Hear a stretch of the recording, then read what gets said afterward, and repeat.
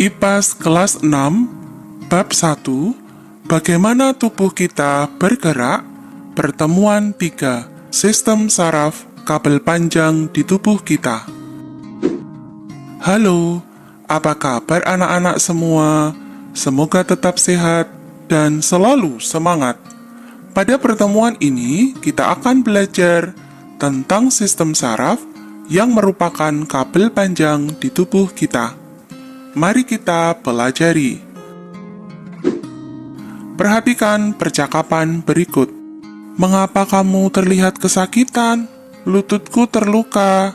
Aku tidak melihat ada batu besar sehingga kakiku tersandung batu. Pasti sangat sakit ya. Ini aku bawakan obat untuk lututmu. Sistem saraf adalah sistem yang mengatur dan mengendalikan semua aktivitas tubuh. Ada 3 fungsi sistem saraf, yaitu 1. Mengatur organ-organ tubuh sehingga bekerja dengan selaras. Contohnya, kalian dapat berjalan dengan seimbang, organ-organ pencernaan bekerja dengan koordinasi yang baik, dan sebagainya.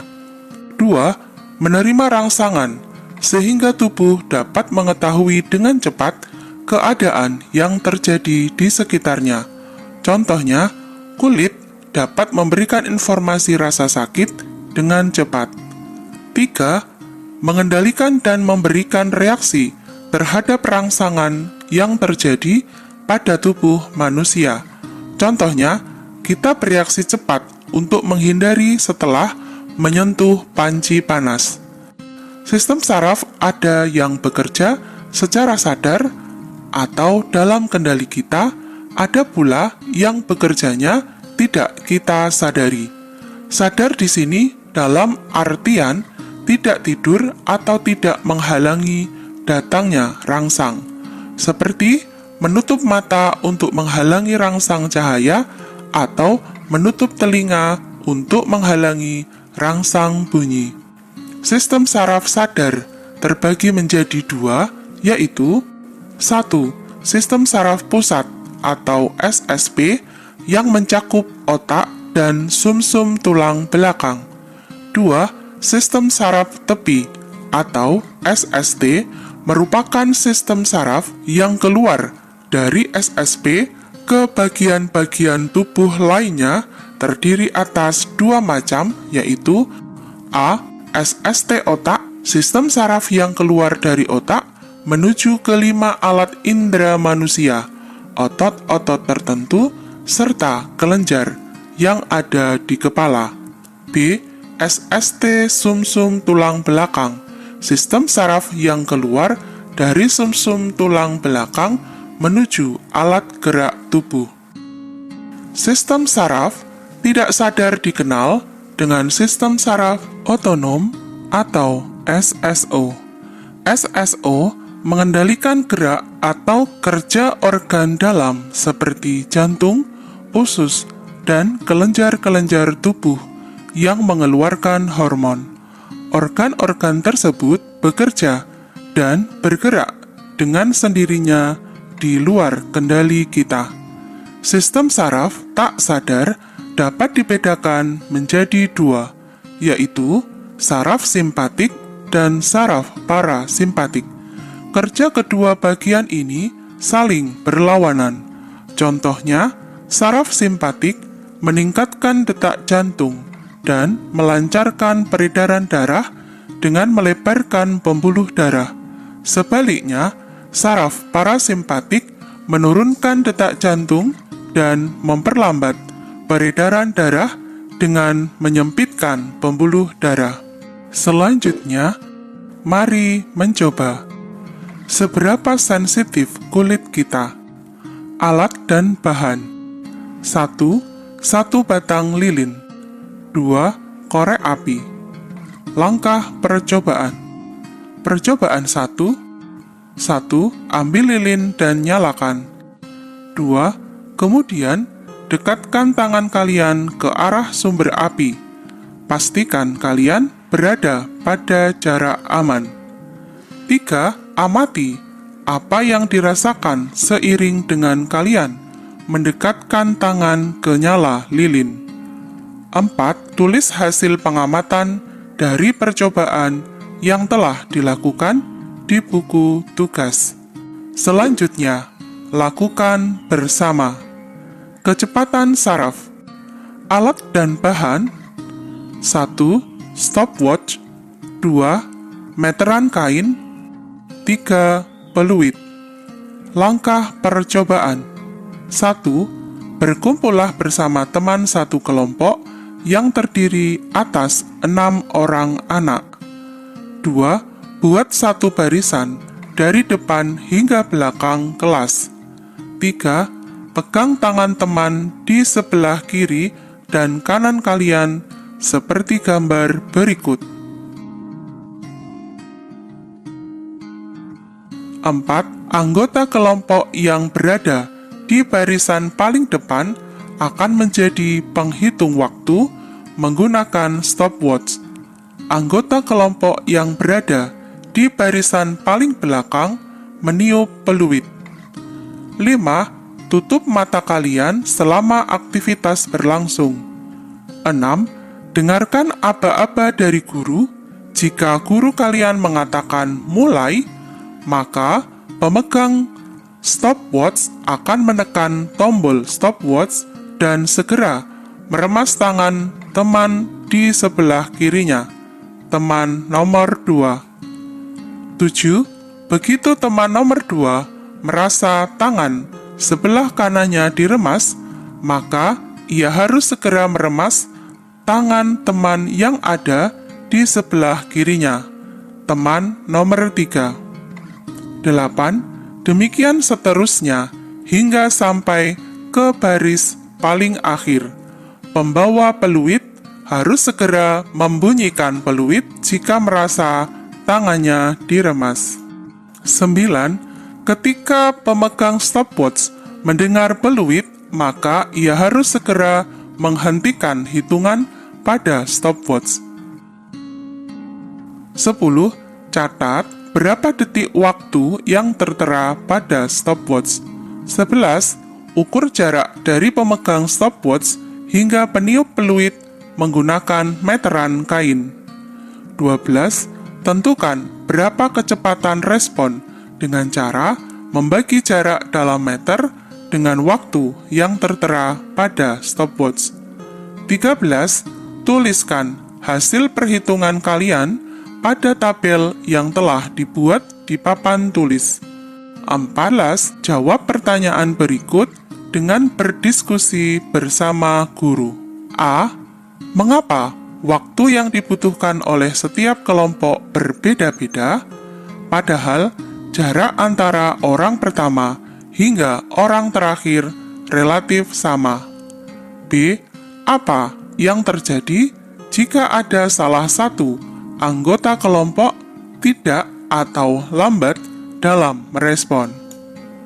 Berikutnya, mari refleksikan. 1. Apa hubungan sistem saraf dengan gerak tubuh kita? Jawab, sistem saraf yang memerintahkan bagian tubuh tertentu untuk bergerak. 2. Mengapa kita dapat merasakan sakit? Jawab, kita merasa sakit karena di setiap bagian tubuh terdapat sel-sel saraf yang dapat menerima rangsangan dari luar. Rangsangan ini akan diterima oleh otak sebagai rasa sakit, sehingga kita dapat merasakan sakit. 3. Bagaimana hubungan otak dengan gerak yang dilakukan tubuh kalian? Jawab, otak sebagai pusat sistem saraf. Otak akan menerima informasi dan memberikan perintah. Salah satunya, perintah untuk melakukan gerak. Selanjutnya, belajar lebih lanjut. Sistem saraf. Kalian telah mengetahui bahwa rangka membuat tubuh bisa berdiri tegak, duduk, dan melakukan gerakan-gerakan. Rangka dapat bergerak dengan bantuan otot. Otot dapat memanjang dan memendek sehingga menggerakkan tubuh manusia. Lalu, bagaimana kita dapat menggerakkan otot-otot di dalam tubuh? Pernahkah kaki kalian melangkah sendiri tanpa kalian sadari? Tentu saja tidak, bukan? Semua itu terjadi karena kita memiliki sistem pengendalian. Di setiap bagian tubuh kita, seolah-olah ada kemudi yang dapat diatur sehingga badan dapat bergerak sesuai keinginan. Sistem kemudi ini disebut dengan sistem saraf. Sumsum tulang belakang, otak. Sistem saraf terdiri atas otak, sumsum tulang belakang, dan sel-sel saraf. Sistem saraf membuat kita mampu berpikir, bergerak, menjaga keseimbangan, dan menjalankan aktivitas mendasar, bernafas, memompa jantung, mengolah makanan, dan sebagainya. Otak merupakan pusat kendali dari seluruh aktivitas yang dilakukan dan perasaan yang kita rasakan. Otak yang membuat kita dapat mengindra apa yang terjadi di sekitar kita. Kita dapat merasakan sakit, halus, dan kasarnya suatu benda, serta licin dan kesat benda karena adanya otak. Semua bentuk emosi yang kita rasakan seperti sedih, senang, takut, marah, kecewa, dan resah juga dikendalikan otak. Selain itu, otak juga berperan penting dalam mengkoordinasikan semua anggota tubuh sehingga dapat bekerja dengan baik. Juga membantu tubuh merespon perubahan. Misalnya, ketika suhu di sekitar kalian turun secara drastis, maka seluruh saraf yang ada di permukaan kulit akan merespon dan memberi sinyal kepada otak bahwa kondisinya dingin. Otak memerintahkan untuk segera mencari jaket agar kalian tidak kedinginan.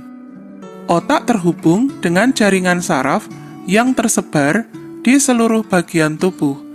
Jaringan saraf ini membentuk simpul-simpul dan bertemu di bagian sumsum tulang belakang. Letaknya ada di punggung, tepatnya mulai dari bawah leher hingga punggung bagian bawah. Jaringan saraf dan sumsum tulang belakang ini berperan dalam menghantarkan rangsangan dari seluruh tubuh ke otak dan sebaliknya. Oleh karena itulah, sistem saraf memiliki peran penting dalam kehidupan kita. Jika sistem saraf terganggu, maka kita akan mengalami kesulitan dalam melakukan aktivitas sehari-hari. Berikutnya, memilih tantangan. Otak, perpustakaan di kepala kita. Di perpustakaan, banyak buku yang bisa memberikan kita beragam informasi. Tapi ternyata kita juga memiliki perpustakaan di tubuh kita loh. Namanya otak. Seperti apa sih otak manusia? Informasi apa saja yang terdapat pada otak kita? Carilah informasi mengenai otak manusia.